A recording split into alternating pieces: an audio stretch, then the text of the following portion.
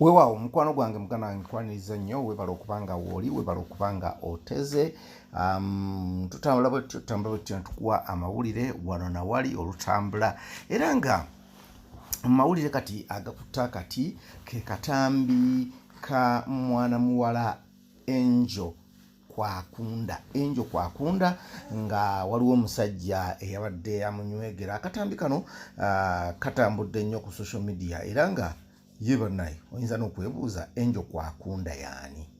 Kamukubuulire naye soko subscribing ku channel eno bw'obanga tusubscribinganga okoonere wali kantu akalinga akade. Enjo Kwakunda ye mwana muwala abadde mukyala Lwasa okuva lwe bayawukana ne Diana Nabatanzi.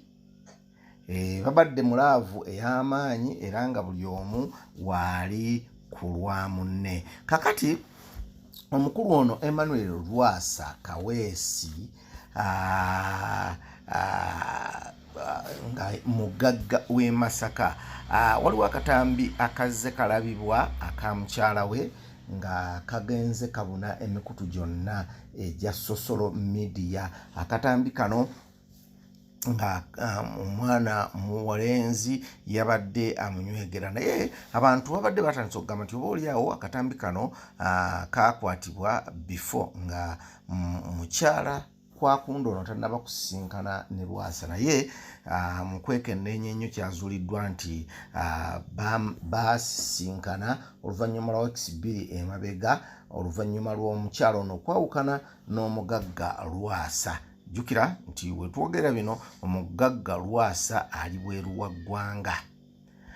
Omwana mulenzi alabikira mu katambi kano kigambibwa nti mukozi kubukedde, yali mukozi kubukedde era nga ye mwami Kamulegeya Adbul era nga yali wa show host, yali kateeka program eyitibwa Wujjala, yali agiteekateeka. Kakati nno bwera wowulira bino abadde yakava ku kyeyo ng'era okusinziira ku blogger omu mukyala amanyiddwa nga Rita Kaggwa ali ewali e Bungereza agamba nti omwana mulenzi ono yabadde yakava okwanjulwa muninkini we ate bw'atyo n'alabikira mu katambi kano. Njagala mpozi mu kaseera kano okuwa ku katambi kennyini akoogerwako naawe osooke weewulirire ensonga nga bwe zitambula.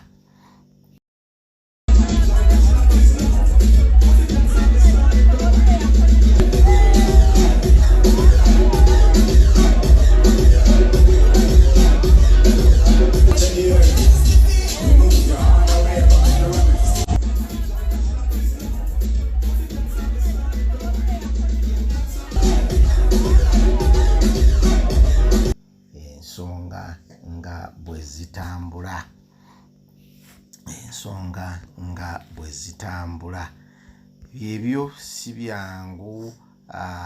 Omukyala ono Emmanuel Enjo Kwakunda yasangiddwa mu katambi nga alabika ali mu mukwano omuzibu n'omukulu ono.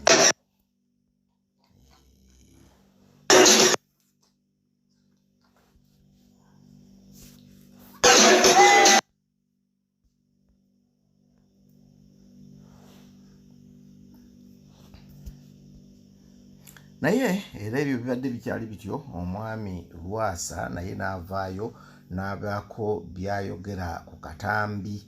Agambye nti bayawukana dda n'omukulu ono era ye kati ali ku birala, ali mu kwerira ssente ze, ebyabo tebimukwatako era mbu tebimuyigudde oba tebimuyigula tama.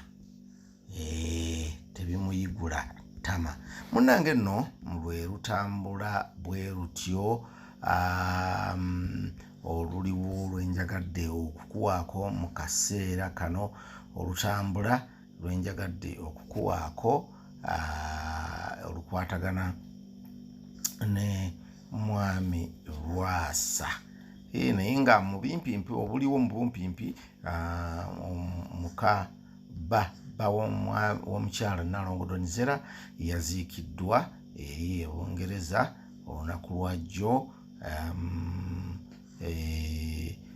ate nga Diamond Platnumz avuddeyo ne yeegaana kitaawe n'agamba oyo si kitange munoonyeeyo omulala akati byebyo bitonotono byenjagadde okuwa eno